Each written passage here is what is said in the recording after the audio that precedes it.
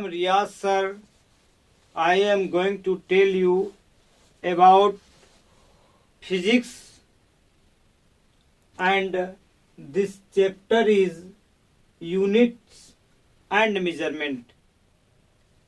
मेरे प्रिय छात्र छात्राओं, आप लोगों के डिमांड पर मैंने फिजिक्स का मात्रक एवं मापन के विषय में, चूंकि यह एग्जाम की व्यू से दृष्टि से बहुत ही लाभदायक है, जो मैं आपको बताने जा रहा हूं।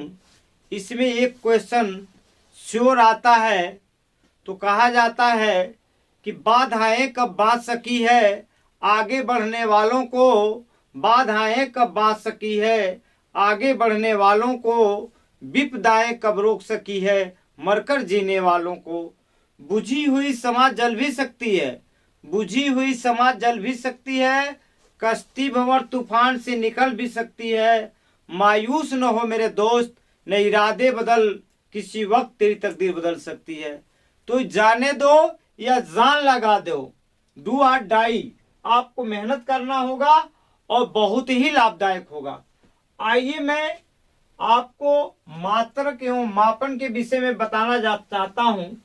पहले तो भौतिक विज्ञान है क्या, फिजिक्स है क्या। भौतिक विज्ञान जो है, जिससे कोई चीज मेजरमेंट किया जा सके, मापन किया जा सके या तौला जा सके, उसे ही हमें भौतिक विज्ञान कहते हैं।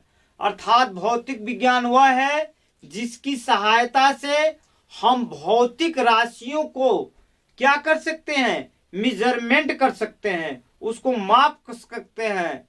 इसी को हम भौतिक विज्ञान कहते हैं। आइए पहले नंबर हमारे दिमाग में ये आ रहा है कि व्हाट इज फिजिकल क्वांटिटी, अर्थात भौतिक राशि है क्या, इसको पहले जाने। देखिए,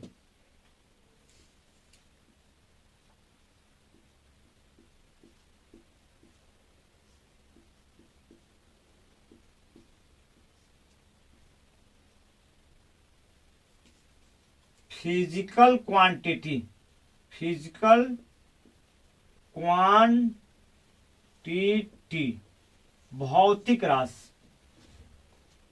अर्थात विज्ञान जो है, भौतिक विज्ञान भौतिक राशियों, अर्थात जिसको भौतिक विज्ञान मेजरमेंट कर सके। जैसे हम ये कहें, आपकी हंसी, आपका दुख, आपकी पीड़ा, क्या भौतिक विज्ञान ये मेजरमेंट कर सकता है? कभी नहीं। आपकी चिंता को, आपकी पीड़ा को, आपकी खुशी को, आपके हैप्पीनेस को ये नहीं मेजरमेंट करता है। लेकिन लंबाई, चौड़ाई, द्रव्यमान, तापमान, अगर मान लीजिए आप कोरोना से संक्रमित हैं तो तापमान नापा जाता है, और वह नापने का काम जो करता है आपका भौतिक विज्ञान करता है। और भौतिक राशियां दो प्रकार की होती हैं। एक भौतिक राशि वो होता है जो मूल मात्रक होता है। अब भौतिक राशियां दो प्रकार की होती हैं, फंडामेंटल यूनिट, फंडामेंटल यूनिट, जिसको हम मूल मात्रक कहते हैं, मूल मात्रक।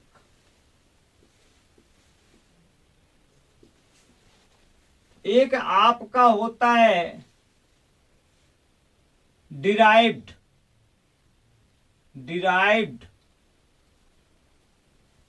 यूनिट, यूनिट्स लिख दीजिए, अर्थात व्युत्पन्न मात्रक, व्युत्पन्न मात्रक।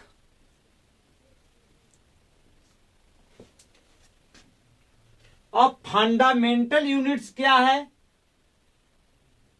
अर्थात जो अपने आप में पूर्ण हो, परफेक्ट हो, वो किसी की सहायता न लेती हो।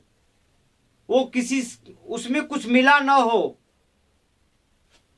जैसे यदि मैं आपको बताने की कोशिश करूं थोड़ा हिंदी से, आप जानते हैं स्वर 11 होते हैं। आइए जरा मैं देख रहा हूं, ओ से लेकर ओ आ, आप ओ कहते हैं, ओ में ओ ही है। बोलिए जरा, ओ में ओ ही है। इसका मतलब ये परफेक्ट है, ये किसी की सहायता नहीं ले रहा है। अब आप जरा कहिए को, अब को में ओ आ रहा है, अर्थात यह को धनो, अर्थात ये डिराइव्ड है, ये व्युत्पन्न है। अर्थात जो अपने आप में परफेक्ट हो, अपने आप में पूर्ण हो, उसको हम फंडामेंटल यूनिट कहते हैं, क्योंकि इसमें किसी की सहायता नहीं ली जाती है और इससे जो बना है वो डिराइव्ड है। अब आइए, आप ये जानते हैं कि जो मूल मात्रक होते हैं वो 7 प्रकार के हैं, 7, और 2 सहायक हैं, रेडियन और स्टेरेडियन। लेकिन आपको 7 जानना होगा। जैसे लंबाई का मात्रक पहले हुआ आपका लेंथ,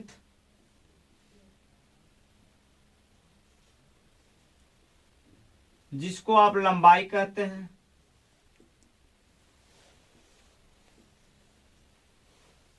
फिर आप ये देखेंगे दूसरा, आप द्रव्यमान लिख लीजिए,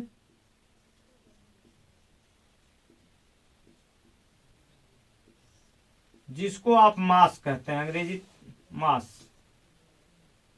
फिर आप ये देखेंगे समय, जिसको अंग्रेजी में टाइम कहते हैं। चौथा है आपका तापमान।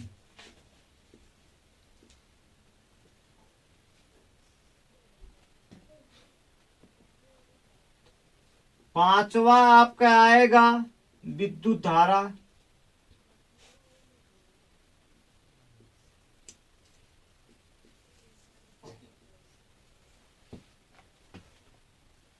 छठा है ज्योत तीव्रता।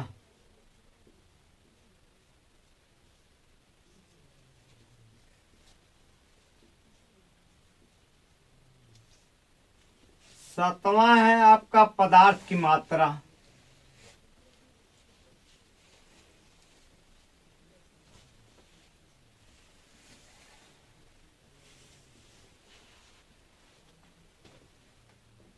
आपने ये देखा कि ये 7 मूल मात्रक हैं, लंबाई है, द्रव्यमान है, समय है, तापमान है, विद्युत धारा है, जो तीव्रता है, पदार्थ की मात्रा है।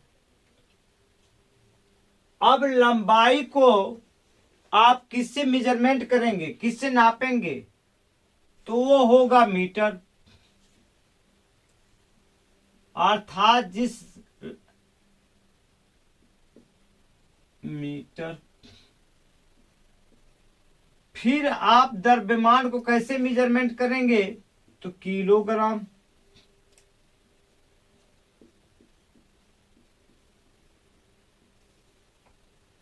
केजी इसको लिखते हैं। फिर समय को, समय की यूनिट क्या है? आप सेकंड है।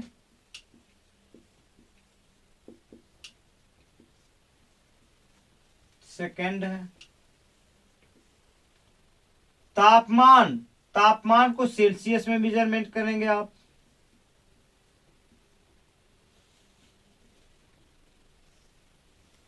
विद्युत धारा को एम्पियर में आप मापेंगे, यूनिट इसकी। जो तीव्रता को कैंडिला में मेजरमेंट करेंगे।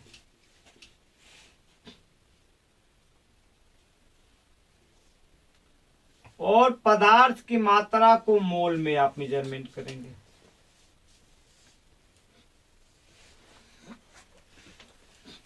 देखिए मैंने ये बताया, अब आपके दिमाग में एक बात उभर कर सामने आ रही होगी कि भाई क्यों ही लंबाई को हम मीटर में नापते हैं, milli, centi, deci, metre, deca, hecto, kilometre, इसमें भी तो मेजरमेंट कर सकते हैं। लेकिन समस्याएं अलग अलग थी, अलग अलग देशों में अलग अलग पैमाना हुआ करता था। लेकिन जो बैठक हुई एएसआई सिस्टम के लिए, उसमें ये अगर 206 देश हैं विश्व में, तो उसमें ये कहा गया कि एक यूनिट पूरा विश्व अपनाए, जिससे कोई न भ्रम हो न कोई विवाद उत्पन्न हुए। क्योंकि हम जानते हैं अलग अलग देशों में अलग अलग पैमाना अपनाया जाता था। कहीं मीटर को आप सेंटीमीटर में नापते थे तो किलोमीटर में नापते थे। इसलिए उस एएसआई सिस्टम में ये डिसीजन लिया गया कि एक ही पैमाना होगा पूरे विश्व में, जिसके द्वारा कोई विवाद न हो, कोई झंझट न पैदा हो। इसलिए आप ये जो ये पैमाना है, ये लंबाई का मात्रक 7 मूल मात्रक भी हुए आपका। लंबाई हो गया, द्रव्यमान हो गया, समय हो गया, तापमान हो गया, विद्युत धारा हुआ, जो तीव्रता हुआ, पदार्थ की मात्रा हुआ। लंबाई को मीटर में, द्रव्यमान को किलोग्राम में, समय को सेकंड में, तापमान को सेल्सियस में, विद्युत धारा को एम्पियर में, जो तीव्रता को कैंडिला में, पदार्थ की मात्रा को मोल में। आपने ये देखा कि ये आपके 7 मूल मात्रक हैं। अब आपको मान लीजिए सिस्टम से लिखना है कि किस तरह आप इसको याद करेंगे। ये तो रहा है आपका। अब व्यवहारिक रूप में आप इसको देखेंगे तो मैंने अपने इसका एक कोड बनाया है जो कि बहुत ही आपके लिए लाभदायक होगा, अब भूलेगा नहीं। वो मैंने ये कहा है कि मान लीजिए कोई लड़का है, एलडीएस नाम उसका है, एलडीएस, और वो ताबीज पर डिपेंड करता है, ताबीज पर मन पर। अब ये देखिए, यल मतलब आपको यहां लंबाई जानना है, डी मीन्स द्रव्यमान जानना है,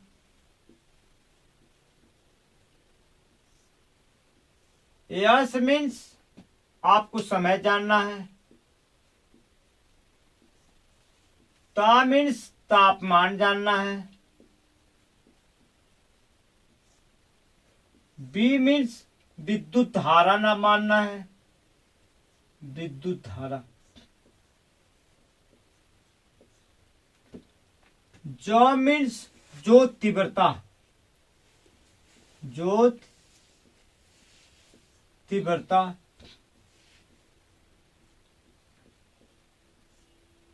पर मन पदार्थ की मात्रा।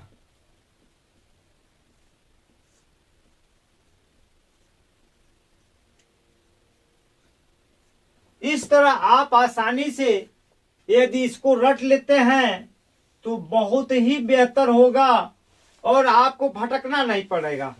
उस तरह बार बार याद करेंगे, भूल जाएगा। एक स्पेलिंग है एलडीएस ताबीज पर, एलडीएस ताबीज पर आप रट लीजिए आसानी से जो है। अब आपके जो मूल मात्रक हैं, अब इसके साथ एक रेडियन भी आता है, रेडियन,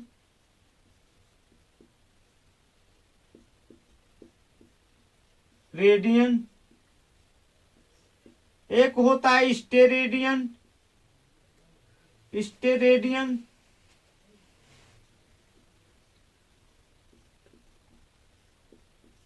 स्टेरेडियन,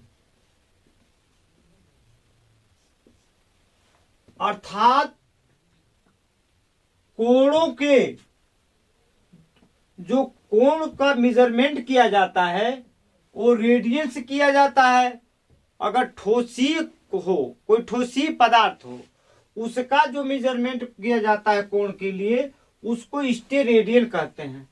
इस तरह मैंने आपको भौतिक जो विज्ञान है इसके अंतर्गत भौतिक राशि बताया। भौतिक राशि में मैंने ये बताया जिसका मेजरमेंट भौतिक विज्ञान कर लेता है। जैसे मैंने ये बताया कि लंबाई है, दरम्यान है, समय है, तापमान है, विद्युत धारा है, जो तीव्रता है, पदार्थ की मात्रा है, इसको हम भौतिक राशि कहते हैं।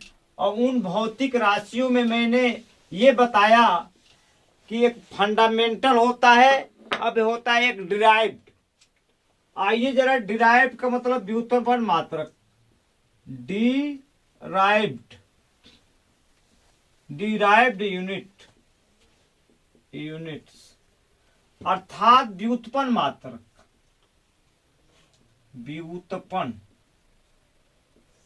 मात्रक, अर्थात जो मूल मात्रों के कॉम्बिनेशन से या सहयोग से या उनके मिलाने से जिनकी उत्पत्ति होती है उनको हम व्युत्पन्न मात्रक कहते हैं। आइए जरा देखा जाए। आइए आप स्पीड देख लीजिए, स्पीड देखिए। स्पीड का हिंदी होता है चाल। स्पीड बराबर होता है डिस्टेंस बटे टाइम। अंग्रेजी में, अंग्रेजी वालों के लिए हो जाएगा। और आप देखेंगे हिंदी में लिखेंगे तो दूरी बटे समय हो जाता है, दूरी बटे समय। अब आपने ये बताइए कि चाल हमारा क्या हुआ, दूरी भी मूल मात्रक, ये मूल मात्रक है आपका, और समय भी क्या है, मूल मात्रक। अर्थात आपने ये देखा कि जो हमारी स्पीड है, जो हमारी चाल है, वो क्या है, एक व्युत्पन्न मात्रक है। और चाल ये जान लीजिए आपका एक अदिश राशि है, क्योंकि इसमें दिशा निश्चित नहीं होती है, इसमें डायरेक्शन नहीं होता है, इसीलिए यहां डिस्टेंस लिखा हुआ है। डिस्टेंस का मतलब यह होता है जैसे मान लीजिए कोई बम विस्फोट किया तो वो जो भ्रष्ट होगा उसकी कोई दिशा नहीं है, चारों दिशाओं में किधर भी क्या कर सकता है, उसका विखंडन हो सकता है। आइए जरा मैं वेलोसिटी की बात करूं।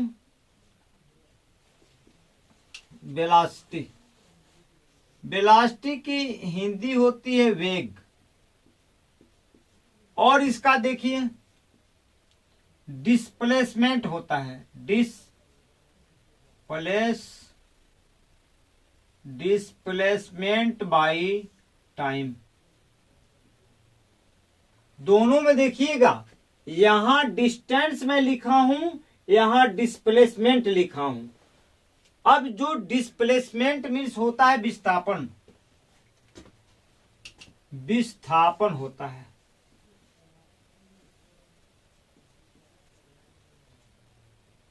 बटे टाइम, टाइम का मात्रक आपका, टाइम को समय भी लिख सकते हैं। अब विस्थापन क्यों कहा जा रहा है, विस्थापन का मतलब यह होता है वह न्यूनतम दूरी जो एक निश्चित दिशा में हो। जैसे मान लीजिए किसी स्थान पर हमको पहुंचना है, गोरखपुर पहुंचना है, और आप गाड़ी घुमाते हुए पडरौना, खड्डा, महाराजगंज होते हुए आपने कहा पहुंचा, गोरखपुर। तो ये तो आपकी दूरी हुई, इसमें कोई दिशा नहीं है, ये डिस्टेंस है आपका। लेकिन आप न्यूनतम से न्यूनतम दूरी और एक दिशा में आप यदि चल रहे हैं तो वो आपका डिस्प्लेसमेंट होता है, वह आपका विस्थापन होता है। इस तरह आप ये देखें कि जो ये वेलोसिटी है, वेलोसिटी आपका एक वेक्टर क्वांटिटी है, आपका एक सदिश राशि है, जबकि चाल क्या है आपका एक अदिश राशि है। जबकि दोनों के मात्रक एक ही हैं। विस्थापन का भी किसको मेजरमेंट करते हैं? मीटर में। और समय को भी किस में मेजरमेंट करते हैं? सेकंड में। आपने देखा कि स्पीड चाल वह है यदि किसी वस्तु द्वारा एक सेकंड में वो जितनी दूरी तय करती है उसी को हम चाल कहते हैं। वेलोसिटी भी वही है कि कोई वस्तु या व्यक्ति एक सेकंड में एक निश्चित दिशा यहाँ शब्द आया है और न्यूनतम दूरी आया है, अर्थात वह एक निश्चित समय में और एक निश्चित दूरी में जितना समय जिस स्पीड से पहुंचती है, जितना समय लेता है, उसको हम क्या कहते हैं? इस तरह आपने देखा कि स्पीड भी क्या है? आपका स्पीड, वेलोसिटी, ये सब आपके व्युत्पन्न मात्रक हैं। और व्युत्पन्न मात्रक में आइए जरा एक और देखें हम। एरिया को देखिए। एरिया को हम हिंदी में क्षेत्रफल कहते हैं। तो क्षेत्रफल बराबर होता है लेंथ मल्टीपुल ब्रेड्थ, अर्थात लंबाई गुणे चौड़ाई। अब आप देखेंगे ये भी क्या है? एक आपका फंडामेंटल यूनिट है। ये भी क्या है? आपका एक फंडामेंटल यूनिट है। और इन दोनों को मिलाने से लंबाई को भी हम मीटर से नापते हैं, जिसको एल। चौड़ाई को भी किस नापते हैं? एल। आप इसको कहेंगे मीटर स्क्वायर कह लीजिए, एल स्क्वायर। वॉल्यूम भी उसी प्रकार का है। वॉल्यूम मीन्स आयतन, आयतन आप कह लीजिए। आयतन का ये दो होता है, L into B into H. इसको आप एरिया कहते हैं। तो एरिया इंटू हाइट भी कह सकते हैं। अब आपने जो है दो तरीका से एल इंटू एल आप इसको निकाल देंगे तो एल पर क्यूब आ जाएगा। अर्थात आयतन अगर इसका निकालेंगे यूनिट तो घन हो जाएगा, जितनी भी दिया गया हो।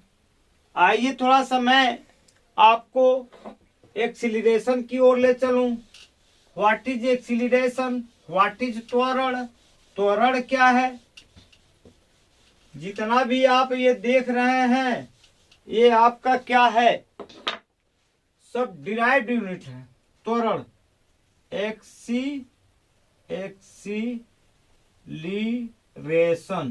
एक्सीलरेशन, इसका मतलब होता है त्वरण।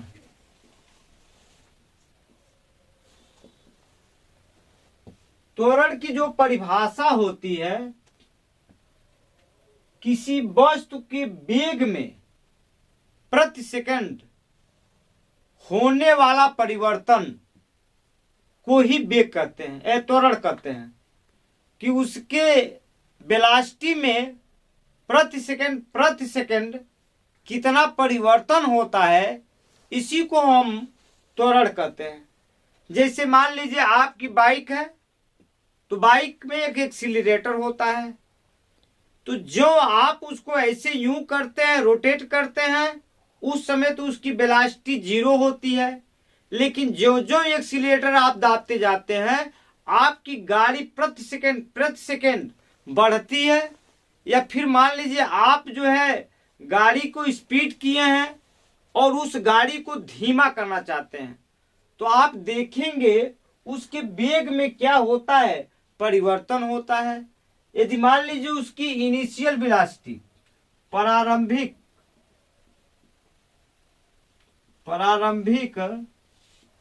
वेग मान लीजिए u है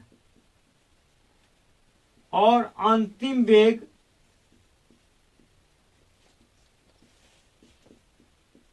v। तो जो अधिक होता है उसमें से हम घटा लेते हैं, और चूंकि प्रति सेकेंड में परिवर्तन होने वाली, इसलिए एक्सीलरेशन जो बनता है डेल्टा v बट्टे टी बनता है। अर्थात जो अधिक होगा, अब वेग का मात्रक हमारा मीटर पर सेकंड होता है, नीचे टाइम का भी मात्रक क्या होगा, तो ये हो जाएगा मीटर प्रति सेकंड स्क्वायर, इसको प्रति कहते हैं या इस तरह। अर्थात किसी वस्तु के वेग में प्रति सेकंड जो वेलोसिटी में चेंजिंग होती है उसी को हम एक्सीलरेशन कहते हैं। अब थोड़ा सा मैं आपको बल के विषय में बताऊं, व्हाट इज बल। आपको थोड़ा याद करने के लिए बड़ा अच्छा तरीका मैं बता रहा हूं। वैसे तो आप जानते हैं कि द्रव्यमान गुणे एक्सीलरेशन होता है, पर मेरे तरीके से F कहे तो माँ, अब ये आपको नहीं भूलेगा, क्योंकि फोर्स इज इक्वल टू द्रव्यमान गुणे त्वरण। लेकिन यदि माँ कह रहे हैं, बल में बहुत ताकत है, माँ में बहुत ताकत है, बहुत फोर्स है, तो इस तरह आप ये देखिए कि F is equal to ma, F कहे तो माँ। अब आइए, आप ये जानते हैं ये द्रव्यमान है, इसको हिंदी में लिखेंगे तो द्रव्यमान गुणे त्वरण। अब द्रव्यमान को हम केजी लिखते हैं, त्वरण को मीटर पर सेकंड स्क्वायर लिखते हैं। अब चूंकि बल की परिभाषा जो है, जो सर्वप्रथम न्यूटन ने दिया था, अब न्यूटन को अमर करने के लिए बल का एक मात्रक और प्रयोग किया जाता है, और वो है न्यूटन। इसलिए क्योंकि न्यूटन नाम रख देने से आपके न्यूटन जी अमर हो जाएंगे, और बल की परिभाषा को सर्वप्रथम परिभाषित करने की कोशिश न्यूटन ने ही किया था। और न्यूटन इंग्लैंड की राजधानी जो थी लंदन के रहने वाले थे, क्योंकि वे एक बार ऐसा माना जाता है कि वो किसान के बेटे थे, और एक दिन उन्होंने अपने बगीचे में गया था, और उस बगीचे में जो है एक सेब का वृक्ष था। बताया जाता है, दो भ्रांतियां हैं इसमें। कुछ लोग यूं मानते हैं कि सेब का जो फल उनके सर पर गिरा, तो कुछ लोग ये मानते हैं कि जो सेब का फल था नीचे गिरा। अब न्यूटन जी ये सोचने लगे कि आखिर ये फल जो है पृथ्वी की ओर ही क्यों गिरा, ऊपर क्यों नहीं गया, इर्द गिर्द क्यों नहीं गया। उन्होंने रिसर्च किया और ये बताया कि पृथ्वी में एक बल है जिसको हम गुरुत्वीय बल कहते हैं, और इसी के वजह से ये इनका दूसरा भी नियम है। तो बल, और बल क्या है, बल वह धक्का या खिंचाव है जो किसी वस्तु की स्थिति में परिवर्तन कर दे, या इस तरह कह सकते हैं कि बल वह है जो किसी की वस्तु में परिवर्तन कर दे, किसी वस्तु की स्थिति में परिवर्तन कर दे, उसी को हम बल कहते हैं। और इसी तरह अगला भी मेरा वीडियो आता रहेगा, और मैं विश्वास करता हूं कि अगले टर्म में जल्द ही बीमा यूनिट न्यूटन के जो गति विषयक नियम है, प्रथम नियम, द्वितीय नियम, तृतीय नियम, उसको बहुत ही बेहतर तरीके से उसका अनुप्रयोग, प्रयोग, विस्तृत जानकारी मैं अपने वीडियो में दूंगा। जय हिंद, जय भारत।